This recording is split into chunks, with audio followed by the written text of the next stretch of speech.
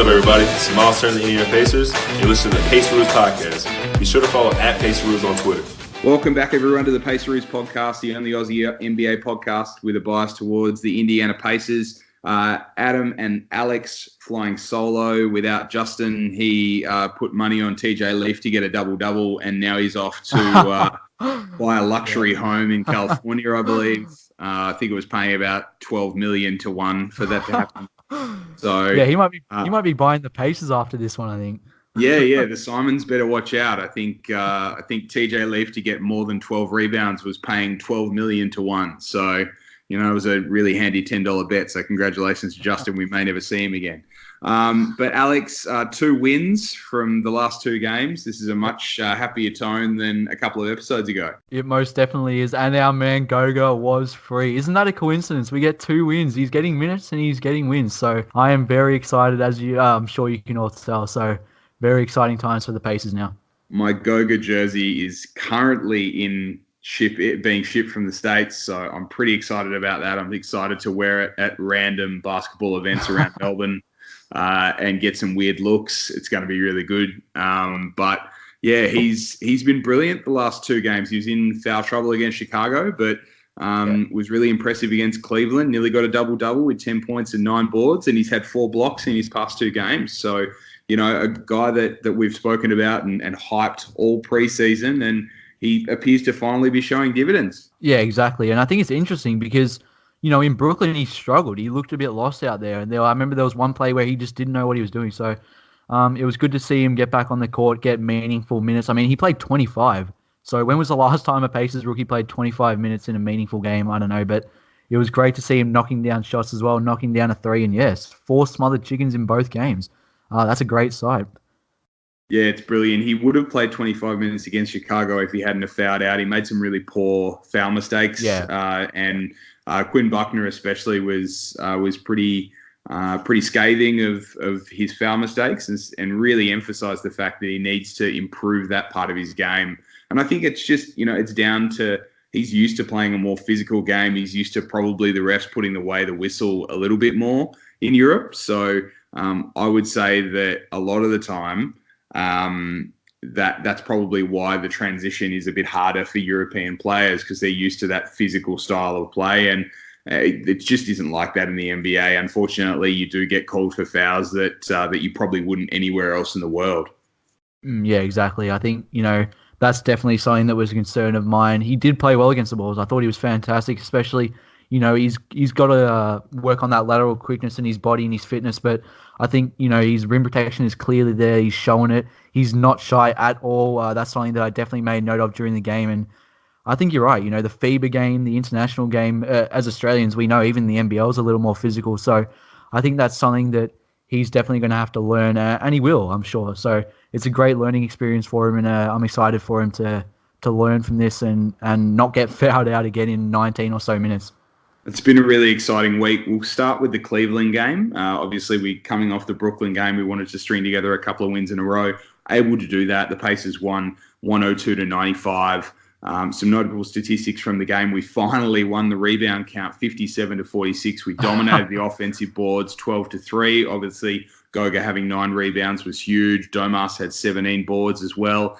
We were 19-21 for the line. So we were really efficient from the free throw line, not efficient from the 3-point line. We were 5 for 27. But, just like we spoke about last episode, we finally got up around that 30 attempts mark, which is where the team wanted to be. And it's no coincidence that we saw the attempts go up. And even though the makes weren't necessarily there, the ability to stretch the floor opened up more opportunities for the team.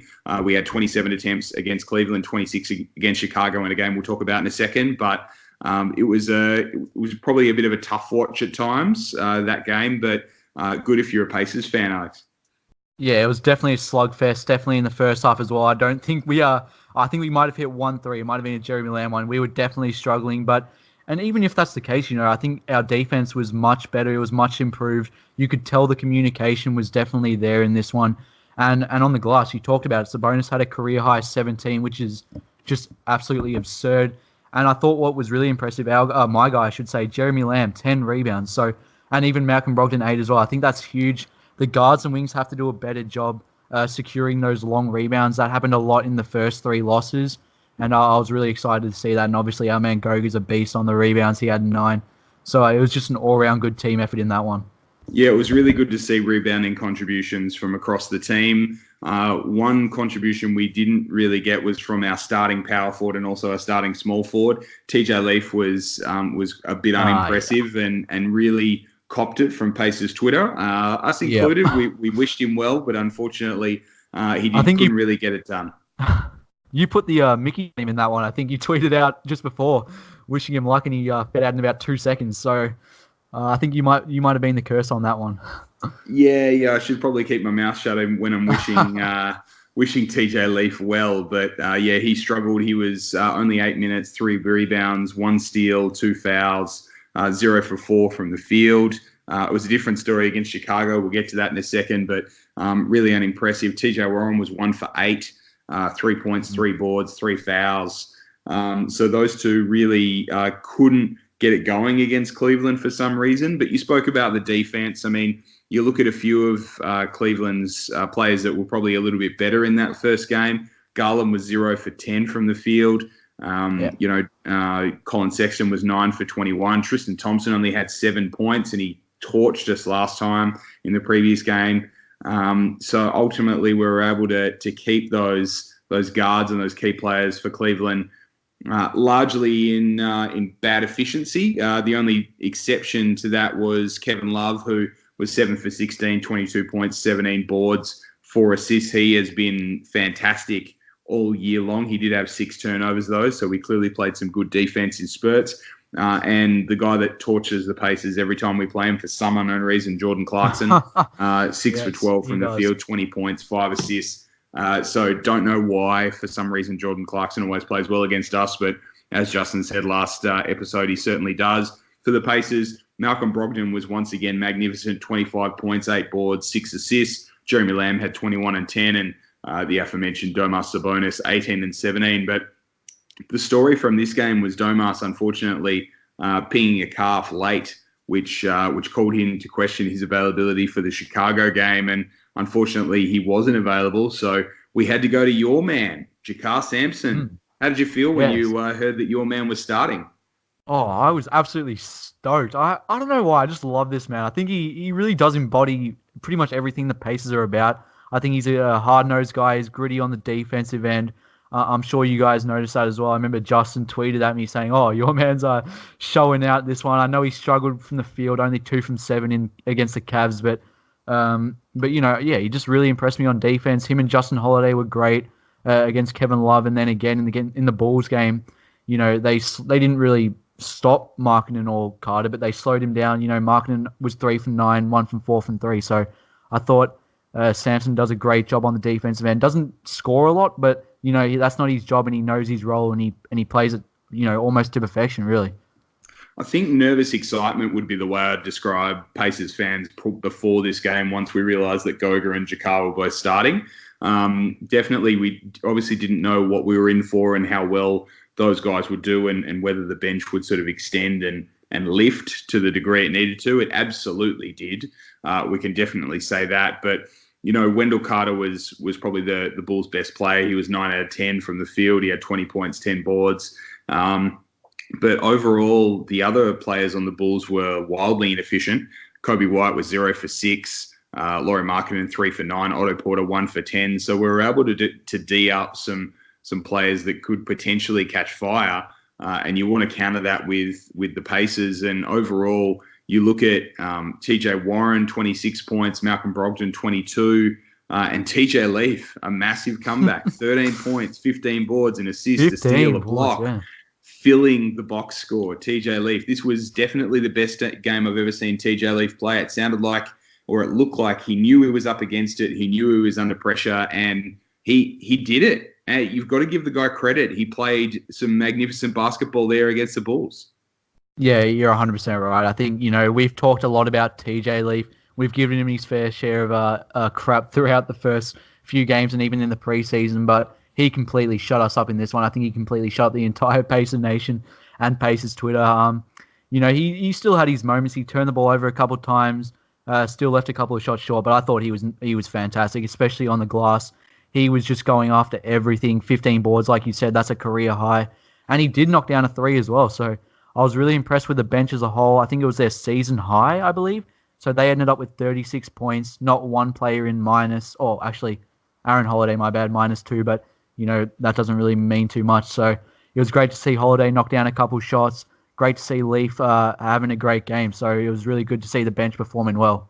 Yeah, and he really carried that rebounding effort. We once again won the rebound count. I'm going to talk about rebounding a lot this season because I feel like it's a real key to victory for the Pacers. And we were 49 rebounds to 43 for Chicago. And when you look at TJ Leaf having, 15 rebounds, the next best on the team was Jeremy Lamb with 6. And we had a lot of 5s and 4s and 3s. Everyone contributed, but overall, TJ Leaf really carried our rebounding efforts, which is sort of what we needed with a guy like Domas out that's been averaging around that sort of 12, 13 rebounds a game this season. So we needed a big performance from him, and he delivered.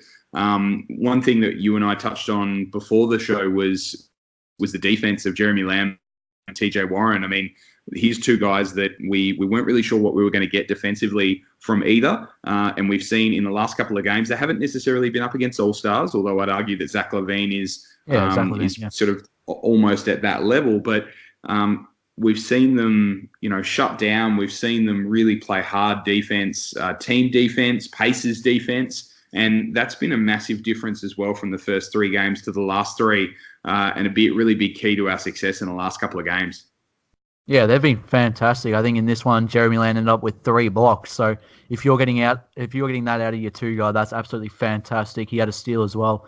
I remember Warren I think it was against the Nets, he had a 5-steal game, which is one of the top for the season. So, like you said, these guys, we didn't really know what we were getting on the defensive end. We thought it might be a liability or might be of concern, but they've been nothing short of fantastic. I think, you mentioned the Pacers way. I think Dan Burke, he's one of the best in the business, and same with Nate McMillan on that end, who deserves a lot of credit, by the way, McMillan. I know this is a bit off topic, but he does get a lot of crap. There was a lot of fire Nate McMillan. I remember I got followed on Twitter, actually, by a guy who had a fire Nate McMillan Twitter account. So he definitely improved over these 3 games, made the right adjustments.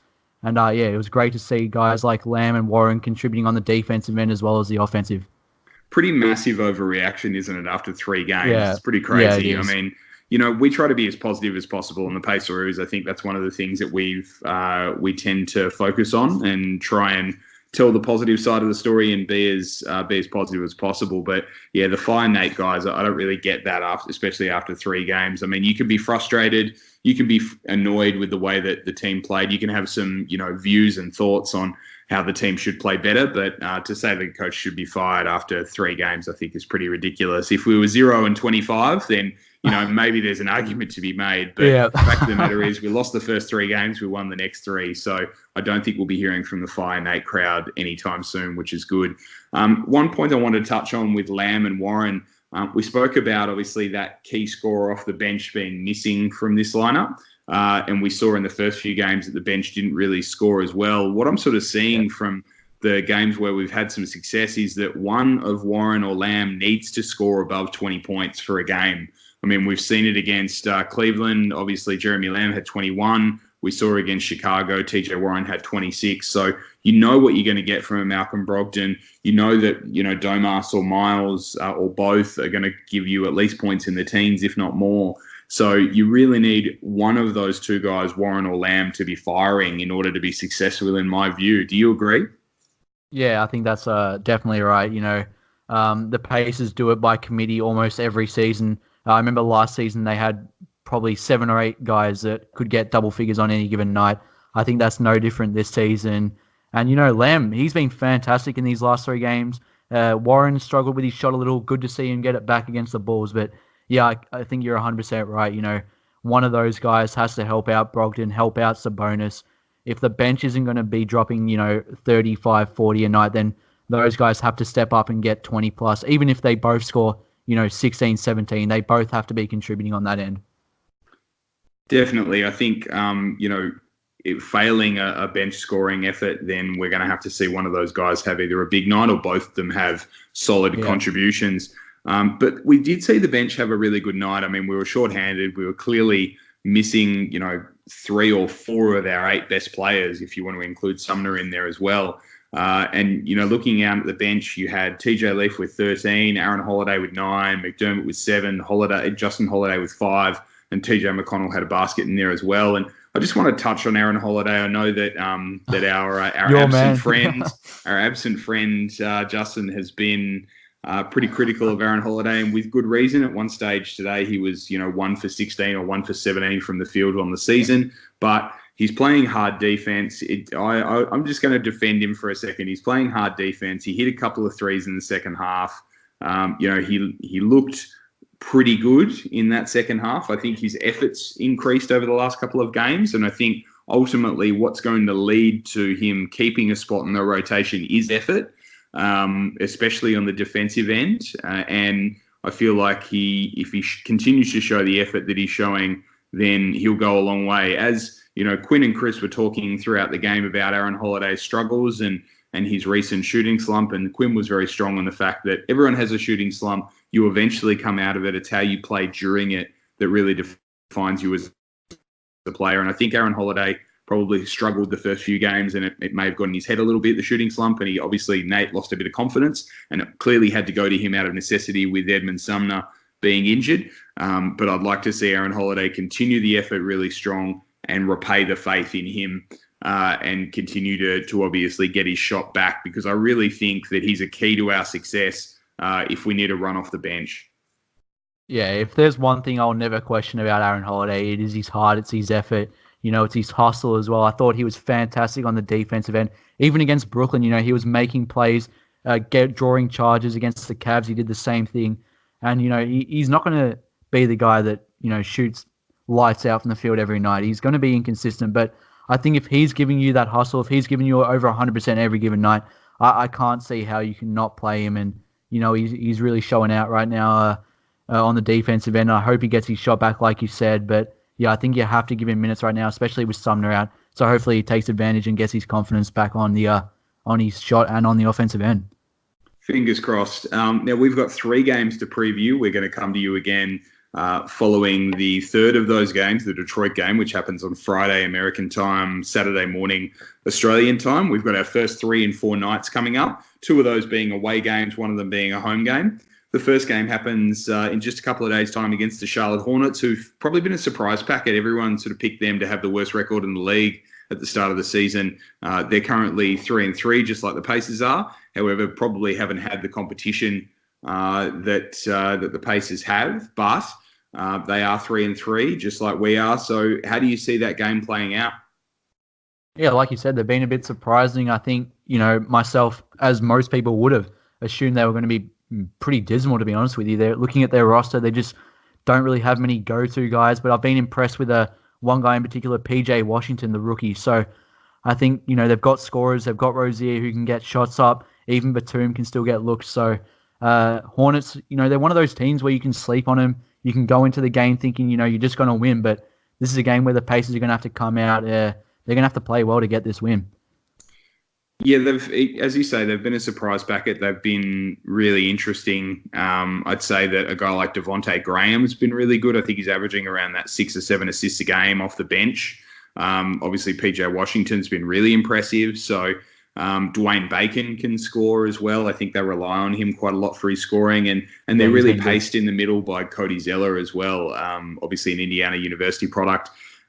So Pacers fans, no stranger to Cody Zeller. But overall, I think Hornets at home, they're clearly pretty impressive at home so far as well. They've had some decent wins. They've sort of been largely in just about every game that they've played. They only lost. They had pretty good preseason. They were able to beat Memphis and they lost to Boston by points. So you look at the games that they've been able to play so far. They beat Golden State. They beat Sacramento. I'm looking down the list now, and I'm not all that impressed. They're actually not that good. So I think we're going to have a pretty easy time against the Charlotte Hornets. I think as long as we get Domas back in uniform for that game, I think he'll give Cody Zeller all that he can handle. And I think Malcolm Brogdon is a far superior guard than anyone that Charlotte can trot out. So I don't really have any worries against Charlotte, but I've been proven wrong before. So we just need to play hard and we'll come away with the victory.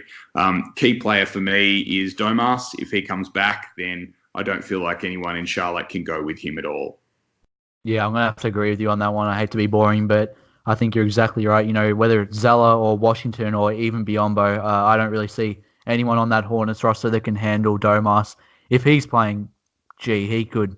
I mean, I could see him going for 25 and maybe 15 or some crazy number. So I'm praying that he comes back in time for that one. Yeah, daily fantasy, get on Domas, and if not Domas, get on Goga. I think whatever big man we start in the middle is probably going to have a big game against the Hornets, which I don't rate Cody Zeller all that much. I think they're pretty thin aside from that. Bismack Biyombo's best days are behind him after his one playoff series that earned him about $70 million. Which was against us as well, by the way. Yeah. Just had to throw that one in there. He should give us some some residual interest for earning him all that money against us in one ranked playoff series. I think he owes the state of Indiana some money. Anyway, the second one of those games is against another team that many predicted to be down the bottom of the standings. I know I certainly did, in the Washington Wizards. They've been not that impressive. Unfortunately, they don't have a lot of star power on their roster other than Bradley Beal. Rui Hachimura, their Japanese rookie, has been pretty impressive. They're a pretty high-paced team as well. They're third in pace in the league. They assist on a lot of their baskets. They make a lot of three-point field goals. So they play at a really high pace, which is obviously in direct contrast to the Pacers, who are a little bit slower and more methodical, especially paced by Malcolm Brogdon, who's the personification of methodical. But ultimately, I think if you stop Bradley Beal, then we shouldn't have too many problems against the Wizards. What do you think? Yeah, no, I wouldn't have thought so. I think, like you mentioned, Hachimura, he's been impressive. I was actually shocked when they drafted him, but he's definitely proven me wrong early in the year. And as you mentioned, this Wizards team, they're not gonna hurt you on the defensive end. I think they gave up like 159 or some historic number against the Rockets.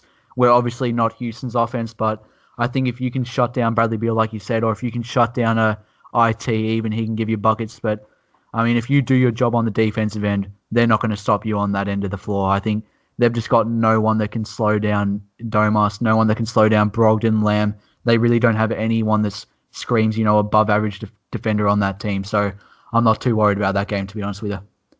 Yeah, agree. I think Isaiah Thomas can get buckets. He's clearly grounding back into form, which is bad news for anyone that plays him. However, got great faith in Brogdon's ability to defend a guy like that, being a big guard who's quick on his feet and crafty. So I think Domas and Thomas Bryant will be a good battle, especially if Domas can get back for that game. I'll be interested to see if Nate opts to rest Domas for one of the back-to-back. In order to keep him fresh for the Detroit game, where we're going to need him against Drummond, especially if we're able to get a win in that first game. This could be a candidate for a Goga and Jakar Sampson start once again, or even a Goga and TJ Leaf if TJ continues to show what he did against the Bulls. But yeah, definitely can see this being a candidate for a Domas sit game. What do you think about that? Yeah, load management. The Pacers don't really do it, but I think you're definitely right. I didn't even think about that. These are two weaker teams in the Eastern Conference. I would not be surprised at all if Domas doesn't play both of them. If he's 99%, if he's anything short of 100, I could easily see him sitting out one of these two. I think you're definitely right. And being a calf strain as well, you've got to be really careful with those. They call them the old man injury. I've had a couple myself because I'm an old man, but I think you've got to be super careful. You've got to make sure that he's absolutely right. And you can't afford to put him out there if he's less than 100% because it could lead to a 1 or 2 week absence. And even in the East, you should. He's starting 3-3 rather than 5-1 or 6-0. You don't want to drop too many games, especially with these weaker teams, because you're going to have to play Philly a few times. You're going to have to play Boston a few times yet. So you need to bank up these wins early so that those games mean just a little bit less when you come to them. Yeah, definitely. I think, you hit the nail on the head there. There's a lot of weaker teams in the East. I think we've got a weaker schedule to start off the season, but as we've seen, we can get beaten on any given night. So I think you've got to secure these victories. They've done a good job so far at home, but got to do it on the road now. And finally, on Friday night, American time, Saturday, our time, we'll be wearing those statement gold jerseys again. I believe, Alex, you got yours on order. You've got a big number 7 on the back of yours, have you? Yes, sir. I think everyone in Pacers faithful should be ordering something with Malcolm Brogdon on the back. Yeah, we need to repay the faith there. I'm tossing up between a Domas and a Malcolm Brogdon. So if you can give me some suggestions of who I should get a statement jersey of and why, then I might just take your advice. But our third game in 4 nights is against the Detroit Pistons, who we're no stranger to. We've already played them twice so far this season. The first game that we were able to play, Andre Drummond tore us up. The second game we were able to play, Andre Drummond tore us up. So, it's been a same old story for us and the Pistons. They've got 3 wins, 2 of them are against us. So we need to get a win back, especially for that division record, which is important in tiebreakers and such. And it's going to be a pretty tight Central Division, I think, with Detroit as well, because they're 3-4, we're 3-3. So it's going to be interesting to see how we look against them. And once again, if we can dress Domas, or we can afford to maybe limit Domas's minutes against one of those weaker Eastern Conference teams and come away with the victory, I think it will serve us well against a guy like Andre Drummond, who's been just a beast on the boards for us so far.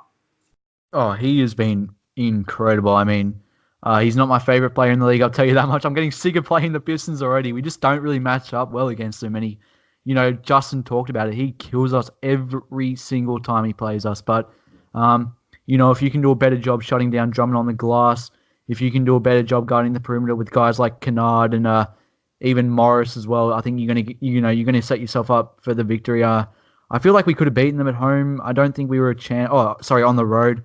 We had chances towards the end of the game. So I think this will definitely be a great matchup for us. Got to do a better job on Derrick Rose off the bench as well. But I back Aaron Holiday in that one. I think he's going to step up on the defensive end. So I'm looking forward to the Pacers hopefully going 3-0 in this stretch. Yeah, I don't mean to keep banging on about Aaron Holiday, but we've got some really interesting matchups for him over the next 3 games. He's got a guy like Devontae Graham, who's sort of the opposite of how he's been playing. Devontae Graham's been playing fantastic for the Hornets off the bench. Then you've got Isaiah Thomas coming off the bench for the Wizards. And then finally, you've got Derrick Rose coming off the bench for Detroit. So you've got some really good backup point guards that he and TJ McConnell are going to be pitted up against. So the challenge is sort of thrown down to those guys that, Malcolm Brogdon can't play 48 minutes. Those 2 guys have to lock down an opposing point guard. They have to try and get some points up on that opposing point guard. And they have to really represent the bench, because one of the things that Malcolm Brogdon has said after the last couple of games is how well the second unit's been playing and how they were able to either extend the lead or keep them in the game. And I think, especially shorthanded, you rely on your bench so much, because ultimately you have to do it by committee. I mean, if we had our full, best 5 or 6 players out there, you'd have a guy like Lamb coming off the bench to lead your second unit, but you'd have 5 really solid, competent, near all-star basketball players out there in your starting 5 on any given night in, Oladipo, Brogdon, Warren, Turner, and Sabonis. That's a hell of a starting 5, but we don't have, 3 of those players right now. So we're going to have to rely on the bench to do a lot against these 3 teams, but none more against Detroit, because Detroit's bench, Rose, Kennard, when he was coming off the bench, clearly lit us up. And that was a big, big problem, and it continues to be a big problem for the Pacers against Detroit. So I think the bench is the key. Yeah, you're 100% right. I think, you've got to do it in that next man up mentality. I think they did a great job against the Bulls, especially. But, you talked about it. Aaron Holiday, he's stepped up on the defensive end this season, hasn't been there on offense. But if he can continue to clamp up, I think that's going to be massive. We know what McConnell can do on that end. But I wish Sumner was playing in this game. We know how good he is defensively. That's a massive out. I think that's an underrated injury as well, because what he does on the defensive end is super underrated and is going to be missed, especially in this one. But I think you hit the nail on the head again. Just touching on that. Yeah, just touching on the bench. I did ask a friend of the podcast, Scott Agnes, how the locker room was post game against the Bulls, because I was really interested to see how the team would celebrate with such a shorthanded sort of victory against a division rival. He said it was good, no celebrating or big smiles, but positive and kind of quiet with 4 players gone. So, those big personalities were out of the locker room. You've got Victor Oladipo, who's loud. You've got Miles Turner, who's taking on like a more leadership role in that locker room. You got Domas, who's taking on more of a leadership role, and then you've got a guy like Malcolm Brogdon remaining, who's quite quiet, quite reserved, but lets his play do the talking. So great to see that we didn't overreact to such a big victory, but I would also call it a really significant victory for the franchise moving forward and the faith that the franchise has in that bench. Yeah, that's a massive confidence-boosting win, I think. And, Brogdon talks about it a lot. I've listened to all his interviews, all his post-game talk as well, and he often mentions that you can't get too high when you win, you can't get too low when you lose, and I think that's going to be big for this team, especially going forward with all these injuries.